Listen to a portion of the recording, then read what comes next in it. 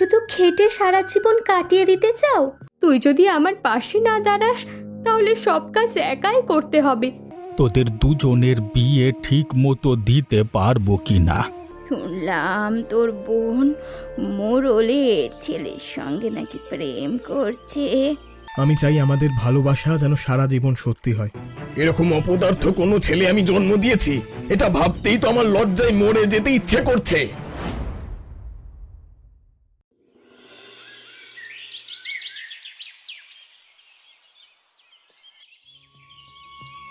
হায় ওপরওয়ালা, দুই মেয়েকে মানুষ করলাম, কিন্তু তাদের বিয়ে দেব কেমন করে? হালের কাজ করে যা আয় হয় তা দিয়ে সংসার চলে না, আর বিয়ের খরচ তো আকাশ ছোঁয়া। সেই টাকা আমি কোথায় পাবো? দিন রাত হাড় ভাঙা খেটে চলেছি, তবুও যেন সব দুঃখ আমার ঘাড়ে চেপে বসে আছে। তুমি দুশ্চিন্তা করো না বাবা, আমি আছি তোমার পাশে। সংসারের কাজ করি, খেতে গিয়েও তোমাকে সাহায্য করি। উপরওয়ালা সব ঠিক করবেন, তুমি কষ্ট নিও না। শুধু খেটে সারা জীবন কাটিয়ে দিতে চাও? আমি কিন্তু গরিব ঘরে পড়ে থাকতে চাই না। আমি চাই মোড়লের পুত্রবধূ হতে, ধনী ঘরে থাকতে। ওখানে থাকবো, চাকর বাকর থাকবে, থাকবে সোনার গয়না। আর এখানে শুধু দারিদ্রতারই যন্ত্রণা। মা, ধন সম্পদেই সব সুখ নেই। আমি চাই তোদের সংসারে যেন শান্তি থাকে। টাকার বাড়তি ঝলক থাকুক বা না থাকুক, মানুষ যদি মানুষকে ভালোবাসে তবে তাতেই শান্তি আসে। আমি তোমার কষ্ট আর দেখতে পারি না বাবা। বিয়ে না হলেও আমি সারা জীবন তোমার সেবা করে যাব। তোমার কষ্ট আমার আর সহ্য হয় না। দেখেছো বাবা, ও শুধু আবেগ দেখায়। আমি বাবু এসবের মধ্যে নেই। আমি বড় ঘরে যেতে পারলেই হলো। দেব দেব, তোদের দুজনকে আমি বড় ঘরে বিয়ে দেব, যেখানে কোনো অশান্তি থাকবে না। ওসব কথা বাদ দাও তো বাবা, এখন চলো কিছু খাবে। সন্ধ্যা তো গড়িয়ে এলো। হ্যাঁ রে মা, চল।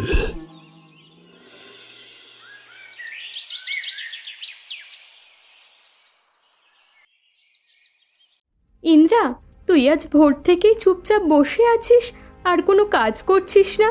আমি ধান কাটছি, ঘর পরিষ্কার করছি, গরুর খাবার দিলাম, আর তুই কি করছিস? আমি চাই না এই ধরনের কাজ করতে। তুই সব সময় এগিয়ে যাস। আমি চাই না নিজের সময় নষ্ট হোক। সময় নষ্ট নয়, আমাদের দুজনের কাজই দরকার। যদি আমি সব করি আর তুই কিছু না করিস, তাহলে সংসারের অনেক কাজ পড়ে থাকবে। বাবা ক্লান্ত হবে একা কাজ করতে করতে। আর আমাদের সংসার কেমন করে চলবে ভেবেছিস কি? আমি ভাবছি তুই সব সময় নিজেকে দেখাতে চাস। কাজ করতে সবাই পারে, কিন্তু তুই যেন নিজের নামকে সবচেয়ে বড় করে দেখাতে চাস সব সময়। আমি নিজের জন্য করি না, পরিবারের জন্য করি। তুই যদি আমার পাশে না দাঁড়াস তাহলে সব কাজ একাই করতে হবে। তুই কি সেটাই চাইছিস? প্রয়োজন হলে সেটাই করবি। আমি কোনো কাজ করতে পারবো না। আমি শুধু চাই আমার মতো বসে থাকতে। তুই তোর মতো সব কাজ কর। যদি তাই হয় তাহলে সম্পূর্ণ কাজ তো শেষ হবে না। তুই বুঝছিস না, পরিবারের জন্য আমাদের দুজনকেই কাজ করতে হবে। আমি বুঝি, কিন্তু তোর মতো কাজের পেছনে দৌড়ানো আমার পছন্দ নয়। তুই সব সময় ভালো কাজ করে সবার চোখে নিজেকে মহান দেখাচ্ছিস, বিনিময়ে আমি কিছুই পাচ্ছি না। এই সব কিছু তোর মনের ভুল ধারণা। ঠিক আছে, তোকে কোনো কাজ করতে হবে না। আমি একাই সমস্ত কাজ শেষ করছি। উফ, যা খুশি কর, আমি এসবের মধ্যে নেই। আমি দাসীর মতো জীবনযাপন করতে পারবো না।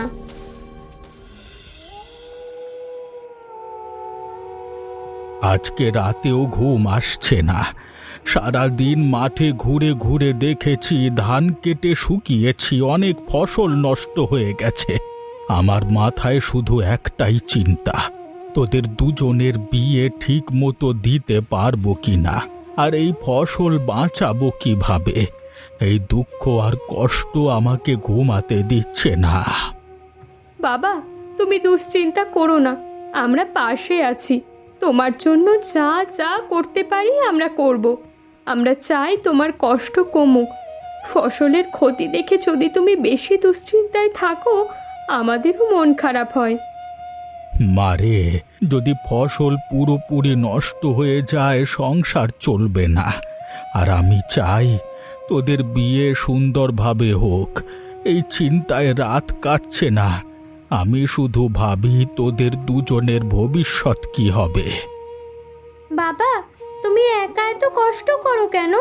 আমরা দুজনেই তো পাশে আছি। ইন্দ্রা তো ঠিক কথাই বলেছে বাবা। তুমি সারাক্ষণ আমাদের বিয়ে নিয়ে দুশ্চিন্তা করো। বলে বিয়ে না হলে কি বিরাট কোনো অপরাধ হয়ে যাবে?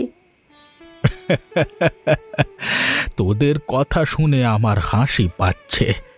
বিয়ে হবে না কেন রে? আমি চাই সব ঠিকভাবে হোক, যেন তোদের বিয়ে শান্তিতে দিতে পারি। আমি চাই কেউ তোদের দুঃখ বুঝুক। আমি চাই যেন তোরা দুজন সুখে থাকতে পারিস। আচ্ছা, এসব কথা বাদ দাও। তুমি আর দুশ্চিন্তা করো না। আমরা চেষ্টা করব যতটা পারি ফসল বাঁচাতে। হ্যাঁ, তোরা দুজন পাশে আছিস এটা দেখে কিছুটা স্বস্তি পাই। আর এই রাতও পার হয়ে যাবে। আগামীকাল আমরা আরও চেষ্টা করব। তোদের দুজনের জন্য আমি সব করব, যাতে কেউ তোদের উপর অন্যায় বোঝাপড়া না করে। ইন্দ্রা, কোথায় থাকিস? তোকে তো আজকাল দেখি না। ঠিকঠাক আছিস তো? আর বলো না বুড়িমা, এত ব্যস্ততা, কাজের চাপ আর ফসলের দেখাশোনা, এদিকে আসার সময়ই পাই না। বুঝি বুঝি, কিন্তু শোন, আমি আজ একটা খবর শুনেছি রে তোর বোনের ব্যাপারে। আমি আরো ভাবছিলাম তোর সাথে এখনই দেখা করতে যাব। দিদির ব্যাপারে কি শুনলে বলো তো? আমাকে সব খোলসা করে বলো তো। আমি যা ভাবছি তুমিও কি তাই ভাবছো? শুনলাম তোর বোন মোড়লের ছেলের সঙ্গে নাকি প্রেম করছে। ওমা, সেই কথা আবার তুমি আজকে জানো? তুমি তো জানো না বুড়িমা, আমার বোন রাতেও দেখা করে ওই মোড়লের ছেলের সাথে। তুমি একবার ভেবে দেখো তো, এসব করা কি উচিত? আমরা যদি এই খবর গ্রামে ছড়াই, তাহলে তোর বোনের মহান মহান ভাব চলে যাবে। তাছাড়া তুই তো দেবেন্দ্রকে খুব পছন্দ করিস। তোর বোনের কারণেই তো তোদের পরিণয়টা ঘটছে না। বুড়িমা, আমি চাই সবাই যেন আমার বোনকে দোষারোপ করে। মোড়লের ছেলে যেন কেবল আমার জন্যই পাগল থাকে। তুমি থাকবে তো আমার পাশে? আরে, তুই চিন্তা করছিস কেন? আমি তো তোর পাশে আছি। একবার শুধু দেখবি খেলা কিভাবে ঘুরে যায়। বুড়িমা, তুমি কি ভাবছো কিভাবে ছড়ানো হবে? আমি চাই লোকেরা নিশ্চিতভাবে বিশ্বাস করুক।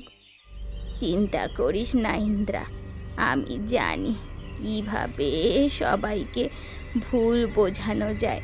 একবার তারা বিশ্বাস করলে মোড়লের ছেলে শেষ পর্যন্ত শুধু তোর সঙ্গেই থাকবে। হ্যাঁ, ঠিক আছে বুড়িমা, তোমার সাহায্য থাকলে সব ঠিক হবে। আমি চাই আমাদের পরিকল্পনা সফল হোক আর আমার স্বার্থ নিশ্চিত হোক। অনুষ্কা, তুমি আজ সত্যি এসেছো? তোমাকে দেখে মনটা একদম হালকা হয়ে গেছে।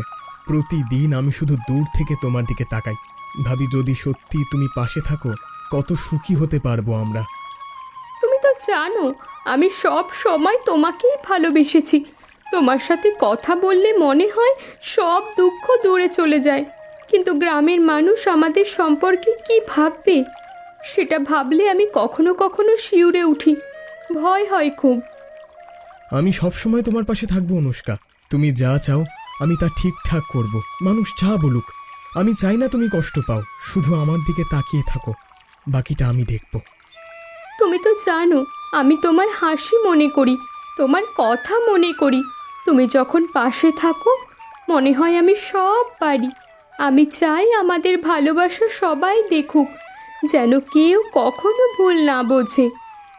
অনুষ্কা, আমি চাই আমাদের ভালোবাসা যেন সারা জীবন সত্যি হয়। তুমি কি আমার হাত ধরবে? আমি চাই তোমাকে নিয়ে আমি বাকি জীবনটা সাজাতে। হ্যাঁ, আমি তোমার হাত ধরব। তবে তোমার বাবা আমাদের সম্পর্ক মেনে নেবে তো? দেখো, তোমার বাবা যদি আমাদের সম্পর্ক মেনে না নেয় তাহলে কিন্তু আমার আর মরা ছাড়া কোনো গতি থাকবে না। অমন কথা বলো না অনুষ্কা, আমি সব ঠিক করব। শুধু তুমি আমার পাশে থাকবে। তুমি পাশে থাকলে আমি আমার বাবাকেও মানিয়ে নিতে পারবো। আমার বাবা অবশ্যই তোমাকে মেনে নেবে। হ্যাঁ, আমি চাই আমরা একসাথে থাকবো দেবেন্দ্র। আমি চাই তুমি সব সময় আমার পাশে থাকো। আমি তোমার ভালোবাসা কখনো হারাতে চাই না। এবার তবে আমি চাই, অনেকটা দেরি হয়ে যাচ্ছে, কেউ আবার দেখে ফেললে সমস্যা হবে।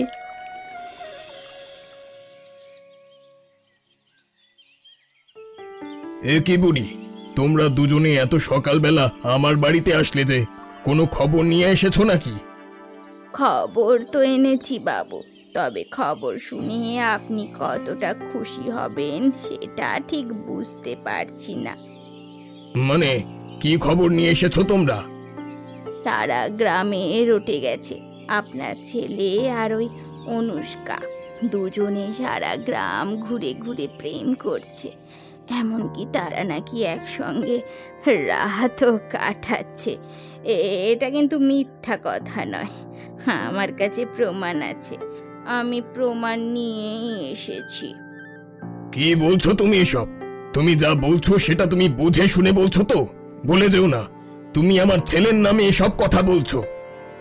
আমি কি আর মিথ্যা কথা বলছি? এই তো পাশে ইন্দ্রা দাঁড়িয়ে আছে, ওকে জিজ্ঞাসা করুন। ও তো আর ওর বোনের নামে মিথ্যা কথা বলবে না। এত বড় একটা ঘটনা ঘটে গেল আমার গ্রামে, অথচ আমি এসবের কিছুই জানতে পারলাম না। গ্রামের লোকজন আমাকে কিছুই জানালো না। জানাবে কিভাবে বাবু? সবাই আপনার ছেলেকে ভয় পায়, তাই তো আপনার কাছে কেউ সাহস করে এসব কথা বলতে আসে না। তাহলে আপনার ছেলে তাকে আস্ত রাখবে নাকি? হ্যাঁ, এরকম অপদার্থ কোনো ছেলে আমি জন্ম দিয়েছি, এটা ভাবতেই তো আমার লজ্জায় মরে যেতে ইচ্ছে করছে। দেখুন বাবু, আমার আপনাকে জানানোর কথা জানিয়ে দিয়েছি। এবার আপনি যা খুশি তাই করতে পারেন। হ্যাঁ,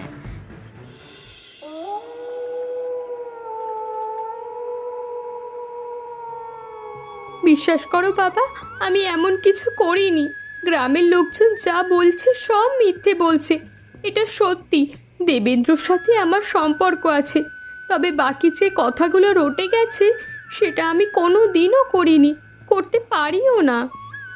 আমি জানি, আমি তোকে নিজের থেকেও বেশি বিশ্বাস করি। ছোটবেলা থেকে এই দুটো হাত দিয়ে তোকে আমি মানুষ করেছি। আমি জানি এমন কিছুই ঘটেনি। তাহলে তুমি কষ্ট পেও না বাবা, এসব কিছু মিথ্যে। কিছু মিথ্যে কথার পরিপ্রেক্ষিতে তুমি কেন এত কষ্ট পাবে? কষ্ট তো পেতেই হবে। গ্রামের লোকজন যা শুরু করে দিয়েছে, তোকে নিয়ে উঠতে বসতে কথা শোনাবে, তোর একটা কলঙ্ক হয়ে গেল। এসবে আমার কিচ্ছু যায় আসে না। তুমি এসব নিয়ে চিন্তা করো না বাবা, দেখবে কয়েকদিন পর মানুষ এসব নিয়ে আর কোনো কথা বলছে না। সেটা না হয় বুঝলাম, কিন্তু তুই আমাকে এটা বল, গ্রামে এত ছেলে থাকতে তুই ওই মোড়লের ছেলের সাথে সম্পর্কে জড়িয়েছিলিস কেন? বাবা, সম্পর্ক তো আর কার ছেলে ভালো কি মন্দ এসব ভেবে হয় না। সম্পর্ক হয় মন থেকে, তুমি তো ভালোভাবেই জানো বাবা। এখন তোর এই কারণে আমি তোকেও বিয়ে দিতে পারবো না। গ্রামের লোকজন ছিছি করবে, তার উপরে তোর ছোট বোনটার বিয়ে আমি কিভাবে দেব? তুমি চিন্তা করো না বাবা, আমার বিয়ে না হলেও আমি ইন্দ্রার বিয়ে দিয়েই ছাড়বো। প্রয়োজনে আমি কখনোই বিয়ে করব না। তোদের এক বোনকে বিয়ে দিয়ে অন্য বোনকে ঘরে রাখতে আমি পারবো না রে। আমি তো বাবা, আমি দুই মেয়েকেই সমানভাবে ভালোবাসি। যদি তাই হয় তাহলে আমার কথা পরে চিন্তা করো, আগে ইন্দ্রার বিয়ে কিভাবে দেব সেটাই ভাবো। দেখি কি করা যায় মা।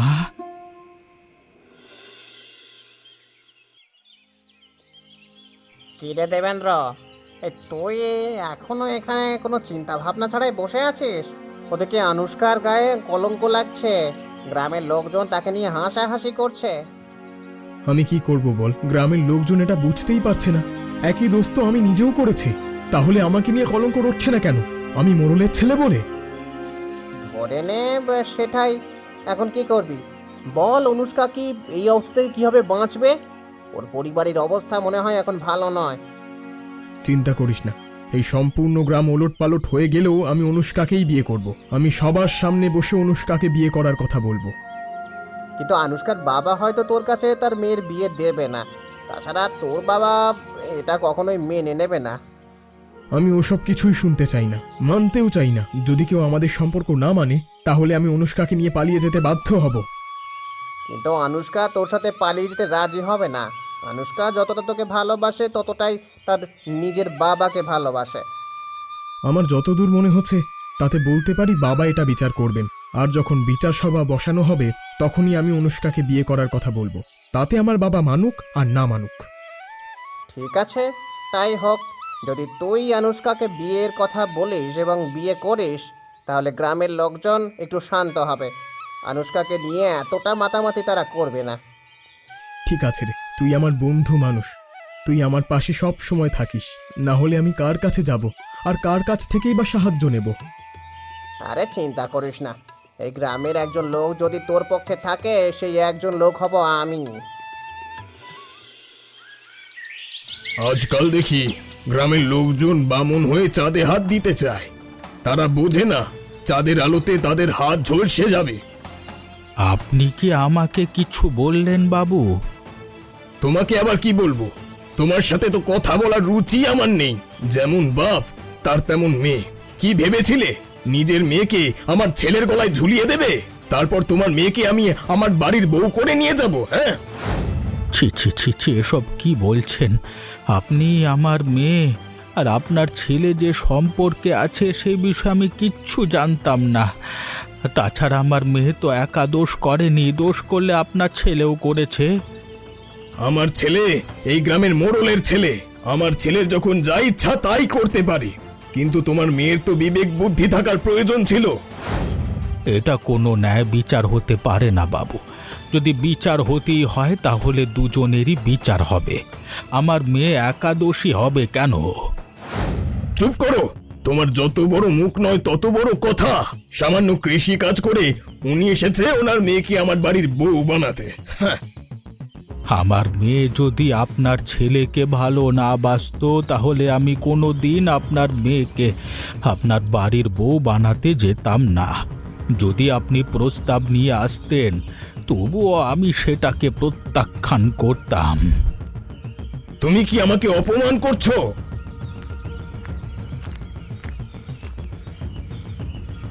এখানে এত গন্ডগোল কিসের? তুমি আবার এখানে এসেছো কি করতে? আশ্চর্য, আমাকে নিয়ে এত কথা হচ্ছে আর আমি এখানে আসবো না?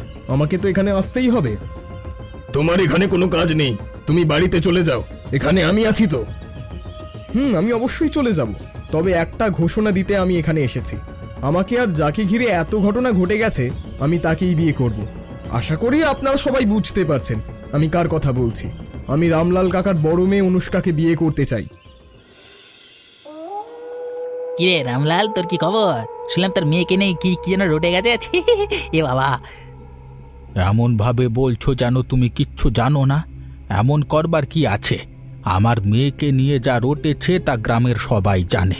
আমাকে আবার খোঁচা মেরে জিজ্ঞেস করছো কেন? হ্যাঁ, এই বাবা চড়ে যাচ্ছিস কেন? আমি তো তোকে এমনিতেই জিজ্ঞেস করলাম যে ঘটনা সত্যি কিনা। ঘটনা সত্যি হলে কি হবে? ভাস্কর বাবুর ছেলে তো বলেছে আমার মেয়েকে সে বিয়ে করবে, তাহলে এত চর্চা করবার কি আছে? আরে ভাস্করবাবু ছেলে বললেই বুঝি বিয়ে হয়ে যাবে? হ্যাঁ, ভাস্করবাবু কোনোদিনই সম্পর্ক মেনে নেবে না। তাছাড়া ছেলেও বিয়ে করবে না, ওটা কথার কথা বলেছে। তোরা আবার বড় লোকের কথা বিশ্বাস করিস নাকি? হ্যাঁ, আরে হয়েছে হয়েছে, আমাদের নিয়ে এত চর্চা করতে হবে না। আমার মেয়ের বিয়ে হলে হবে, না হলে না। তোদেরকে এত কথা বলতে কে বলেছে? আরে আজব তো, তুই তো দেখছি চোরের মায়ের বড় গলা। এই কথাটাকে সত্যি করেই ছাড়বি? হ্যাঁ, তোর মেয়ের এত বড় একটা কাজ করলো তবু তুই গলা নামিয়ে কথা বলছিস না? যখন আমি আমার 2 মেয়েকে বিয়ে দিতে পারবো তখন তোদের সবাইকে বুঝিয়ে দেব। আমার মেয়েদের নামে এমন ধরনের কলঙ্ক যে তোরা রটাচ্ছিস, তখন তোদের মুখগুলো কোথায় রাখবি রে? সেসব কথা বাদ দিয়ে আগে তুই নিজের মুখের কথা ভাব। এত ঘটনা ঘটে গেছে তবুও তুই মুখ লুকিয়ে হাঁটছিস না। তুই তো তোর মেয়ের বিয়ে দিতে পারবি না। দিতে পারবো কি পারবো না সেটা দেখে নিস।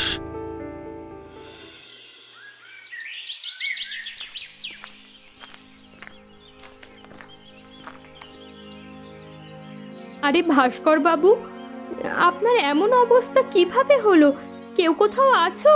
ভাস্কর বাবুকে বাঁচাও, উনি তো অসুস্থ হয়ে পড়েছেন। জল, জল। জল খাবেন বাবু? একটু দাঁড়ান, আমি এক্ষুনি জল নিয়ে আসছি।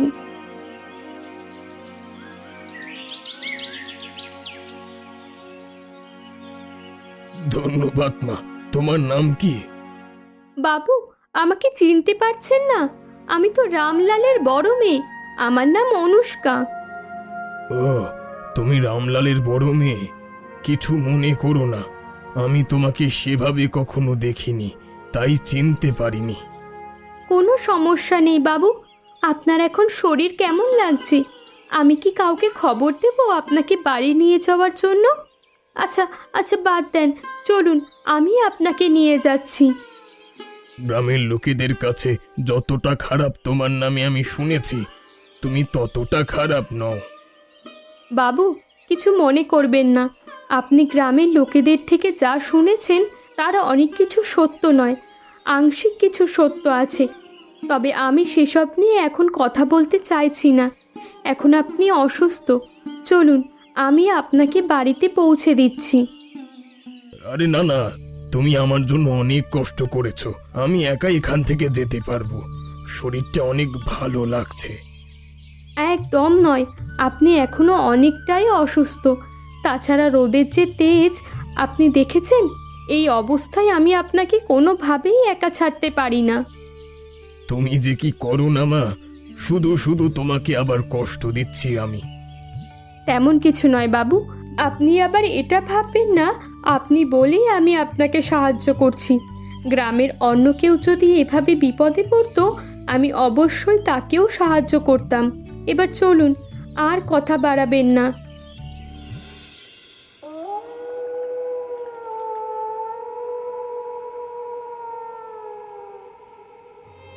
বাবা, তুমি এখন এই রাতে এখানে বসে কাঁদছো কেন? ঘুমাবে না? কত রাত হয়েছে দেখেছো একবার? আমার ঘুম আসছে না রে মা।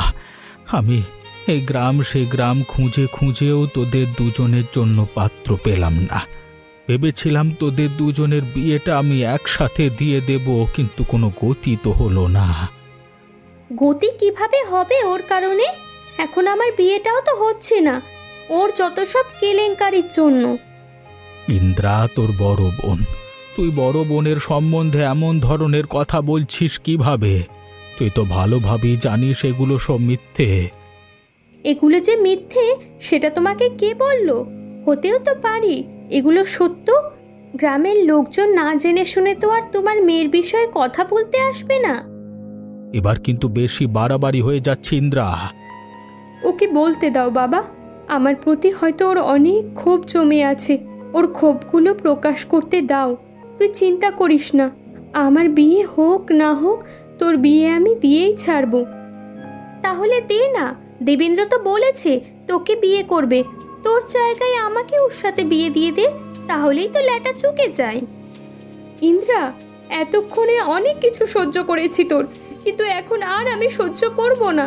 বাবা, শুনেছো তোমার মেয়ের কথা? আমি তো সেই কখন থেকেই ওকে শাসন করবার কথা বলছি, কিন্তু তুই তো আমাকে শাসন করতে দিলি না। সঠিক সময় থেকে যদি শাসন করতাম তাহলে আজকে এই কথা বলবার সাহসও ও পেত না। আমার আর কিছুই বলার নেই, যা বোঝার আমি নিজেই বুঝে গেছি।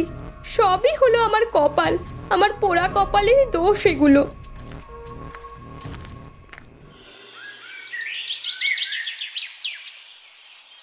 কি হলো বাবু, আপনি হঠাৎ করে আমাদের ডেকে পাঠালেন যে? নিশ্চয়ই ভাস্করবাবু আমার আর তার ছেলের বিয়ের কথাই বলবে, কারণ এই গ্রামে আমার মতো সুন্দরী তো আর একটাও মেয়ে নেই। তাহলে আমি ঠিকই ধরেছিলাম, শুধুমাত্র আমার ছেলেকে বিয়ে করার কারণেই তোমরা দুজনে মিলে আমার ছেলে ও অনুষ্কার নামে মিথ্যে কথা রটিয়ে দিয়েছো। আরে না না বাবু, আপনার বুঝতে একটু ভুল হয়েছে। আমরা মিথ্যা কথা বলিনি। আপনার ছেলে আর অনুষ্কার তো সম্পর্ক আছে। অনুষ্কা যথেষ্ট বুদ্ধিমতী এবং ভালো একটা মেয়ে, ওর মতো একটা মেয়ে এই সারা গ্রামে খুঁজলেও পাওয়া যাবে না। আমি তো আমার ছেলের জন্য এমন একটা মেয়েই খুঁজছিলাম। এসব কি বলছেন আপনি? দুদিন আগের কথা আপনি কি ভুলে গেছেন? আমি কিছুই ভুলে যাইনি, আমার সব কিছুই মনে আছে। তাই তো আজকেই তোমাদের দুজনকে আমি এখানে ডেকে পাঠিয়েছি। তোমরা জানো মিথ্যে বলার শাস্তি কতটুকু হতে পারে? কিন্তু আমরা তো কোনো মিথ্যে কথা বলিনি। চুপ করো, তোমার লজ্জা হওয়া উচিত। তোমার মা ছোটবেলায় মারা যাওয়ার পর ওই বোন তোমাকে কোলে পিঠে করে মানুষ করেছে, আর তুমি কিনা সেই বোনের নামে এমন খারাপ কথা রটিয়ে দিয়েছো। ছি! কিন্তু আপনি আমাদের কথাটা একবার শুনুন। আমি তোমাদের কোনো কথাই শুনতে চাই না। তোমাদের শাস্তি পাওয়া দরকার। বুড়ি, তুমি আজকে থেকে এই গ্রামে এক ঘরে হয়ে থাকবে, কোনো পরিবারের সাথে আর কোনো সম্পর্ক থাকবে না। তাহলেই তুমি কুটকাচারি বন্ধ করবে। কিন্তু আপনি আমাদের কথা শুনছেন না তো? তোমার বোনের কথা ভেবে আমি তোমাকে কোনো শাস্তি দিচ্ছি না, তবে তুমি অবশ্যই তোমার বোনের কাছে ক্ষমা চাইবে। যদি না চাও তাহলে তোমাকেও কঠিন শাস্তি পেতে হবে।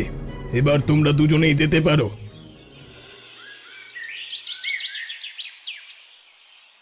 দিদি, তুই কি ব্যস্ত? আমি তোর সাথে কিছু কথা বলতাম, যদি তুই একটু শুনতি। না অনুষ্কা, তোর সাথে কোনো কথা বলবে না।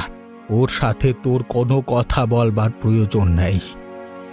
দয়া করো বাবা, আমার যে কথা বলা ভীষণ প্রয়োজন। আমি আমার ভুল বুঝতে পেরেছি। আমি না জেনে শুনেই দিদিকে অনেক ধরনের কথা বলেছি, শুধুমাত্র লোভে পড়ে। আমি তো জানি তুই কি করেছিস, তবু আমি এতটা দিন চুপ ছিলাম। আমি কি কিছুই বুঝিনি ভেবেছিস? শুধুমাত্র তুই আমার বোন, এই কারণেই আমি তোকে এতদিন কিছু বলিনি। তার মানে আমি যা ভাবছি সেটাই? একদম বাবা, দেবেন্দ্রকে তোমার ছোট মেয়ে পছন্দ করে, যার কারণে তোমার ছোট মেয়ে আমার আর দেবেন্দ্রর নামে এমন খারাপ কথা রটিয়ে দিয়েছে। আমার ভুল হয়ে গেছে দিদি, আমার বড় ভুল হয়েছে। ছেলেবেলা থেকে তুই আমাকে কোলে পিঠে করে মানুষ করেছিস। আমি এসব কিছু ভুলে গিয়ে শুধুমাত্র ভালো জীবনযাপনের আশায় ওই বাড়ির বউ হতে চেয়েছিলাম। আমি কি তোকে খারাপ ঘরে বিয়ে দিতাম? আমি তো তোকে ভালো ঘরে বিয়ে দিতাম। আমি তো জানি তোর চাহিদা কেমন। থাক না বাবা, ও ছোট মানুষ, ও কিছু বুঝতে পারিনি। ওকে ক্ষমা করে দাও। তুই কিছু মনে করিস না ইন্দ্রা, আমি তোকে ক্ষমা করে দিয়েছি। সত্যি তো দিদি? তুই সত্যি বলছিস? তুই আমাকে ক্ষমা করে দিয়েছিস? হ্যাঁ, আমি তোকে ক্ষমা করে দিয়েছি। যে বোনকে আমি নিজের হাতে মানুষ করেছি, ছোটবেলা থেকে কত শত ভুল করেছে, আমি সব ক্ষমা করে দিয়েছি। সেই আমি আজকে এইটুকু ভুল ক্ষমা করব না? আমি সত্যিই দুঃখিত দিদি, তুই অনেক ভালো, এই গ্রামের সব থেকে ভালো মেয়ে। আমি এতটা কাল শুধু তোকে হিংসা করে এসেছি, আমাকে ক্ষমা করিস। কি হে রামলাল, সবকিছু ঠিকঠাক হচ্ছে তো? তোমার মনে এখন আমাদের নিয়ে আর কোনো ক্ষোভ জমা নেই তো? তো আর তোমার ছোট মেয়ে কোথায়? সে বিয়েতে রাজি আর খুশি তো? হ্যাঁ বাবু, সব কিছুই ঠিকঠাক আছে। আপনার অশেষ কৃপা। আমি একসাথে আমার দুটো মেয়ের বিয়ে দিতে পারছি, তাও আপনার সান্নিধ্যে থেকেই। এবার আমি শান্তিতে মরতে পারবো। এভাবে বলছো কেন? আমি যদি আগে জানতাম তোমার মেয়ে এত ভালো, তাহলে আমি আরো আগে এই প্রস্তাব গ্রহণ করতাম। আমি সব সময় আমার ছেলের জন্য এমন একটা মেয়ে চেয়েছিলাম। তাছাড়া বিক্রম ভালো ঘরের ছেলে, তোমরা তো ওকে ভালোভাবেই চেনো। ওদের টাকা পয়সার কোনো অভাব নেই, তোমার ছোট মেয়ে শান্তিতেই থাকবে। তাহলে আর কি, আমি নিশ্চিন্ত হলাম। আসুন আসুন, আপনারা বসুন। হ্যাঁ হ্যাঁ, এখন আর বসে কি করব? বাড়ির বউ নেওয়ার সময় হয়ে গেছে, এবার তো মেয়েদেরকে বিদায় দাও। বিদায়ের ঘন্টা বেজে গেল, এবার তো বিদায় দিতেই হবে। যেতে নাহি দিব হায়, তবু যেতে দিতে হয়, তবু চলে যায়। এমনই মজার মজার গল্প দেখতে আমাদের চ্যানেলটিকে সাবস্ক্রাইব করতে ভুলবেন না।